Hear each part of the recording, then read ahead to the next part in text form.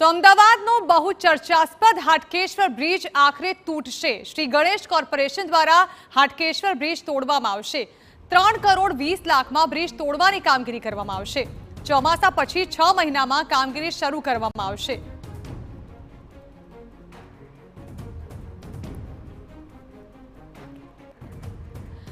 તો હવે સવાલ અહીં એ થઈ રહ્યો છે કે આ બ્રિજ તોડવાનો પણ હવે અલગથી કોન્ટ્રાક્ટ આપવામાં આવશે। હવે આ મુદ્દે 3 કરોડ 20 લાખનો કોન્ટ્રાક્ટ એટલે કે પહેલા તો પ્રજાના પૈસે જે બ્રિજ બનાવવામાં આવ્યો તેમાં કરોડો ખર્ચાયા અને ત્યાં પ્રજાના પૈસાનું પાણી થયું।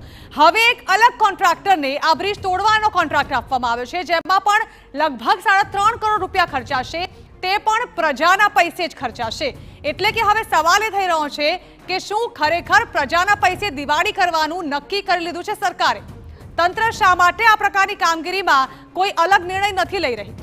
જ્યાં એક તરફ પહેલાથી જ પ્રજાના પૈસાના પાણી દ્વારા આ બ્રિજ બનાવવામાં આવ્યો, જે ઉપયોગમાં ન લઈ શકાયો, અને હવે તેને જે તોડવાની કામગીરી કરાવવામાં આવશે તેમાં પણ પ્રજાના જ પૈસાનો વેડફાટ કરવામાં આવશે।